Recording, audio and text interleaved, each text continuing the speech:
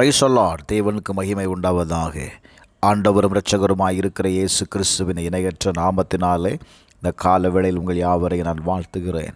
இந்த நாளுக்கான தேவனுடைய வார்த்தை சங்கீதம் 143:8.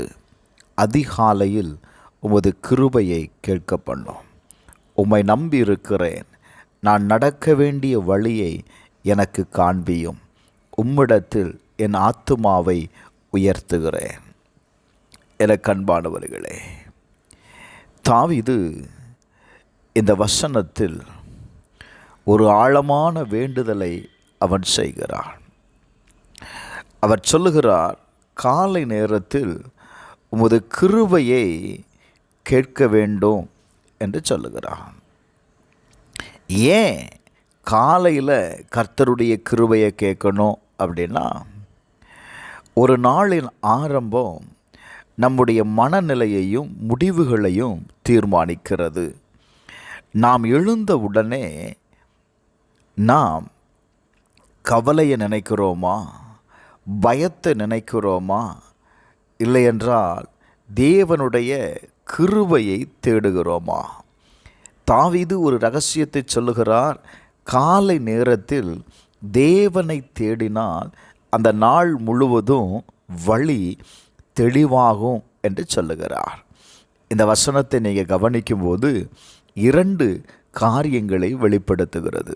ஒன்று, முதல்ல நாம் கர்த்தருடைய கிருபையை தேட வேண்டும். நம்முடைய திறமை, நம்முடைய திட்டம், அனுபவம் அல்ல, தேவனுடைய கிருபை தான் அந்த நாளை நடத்தக்கூடியதாக இருக்கிறது. 2, அந்த நாளில் வழிகாட்டுதல் தேவனிடத்திலிருந்து வருகிறது. நான் நடக்க வேண்டிய வழியை எனக்கு தெரியப்படுத்தும் அப்படின்னு கேட்குறான்.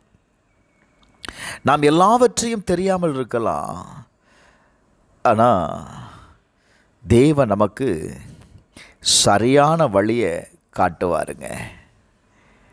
நீங்கள் வேதத்தை கவனித்து பார்க்கும்போது அவருடைய கிருபையை நீங்கள் தேடினீங்க அப்படின்னா, முதல்ல ஆண்டவர் உங்களுக்கு சகாயம் பண்ணுவார். சங்கீதம் 46:5 சொல்லுகிறது, அதிகாலையில் தேவன் சகாயம் பண்ணுவார் என்று எழுதப்பட்டிருக்கிறது. Praise the Lord.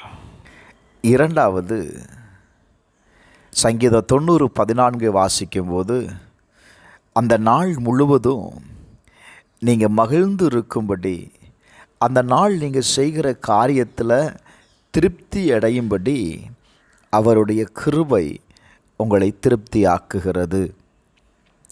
Praise the Lord. 3வது, நீங்கள் இரவு நேரத்தில் ஒரு வேதனையோடு உங்கள் படுக்கையில் கடந்து போயிருக்கலாம். சங்கீதம் 30:5 வாசிக்கும்போது, விடிய காலத்தில் அது உங்களுக்கு களிப்பை உண்டாக்கும் என்று எழுதப்பட்டிருக்கிறது. Praise the Lord.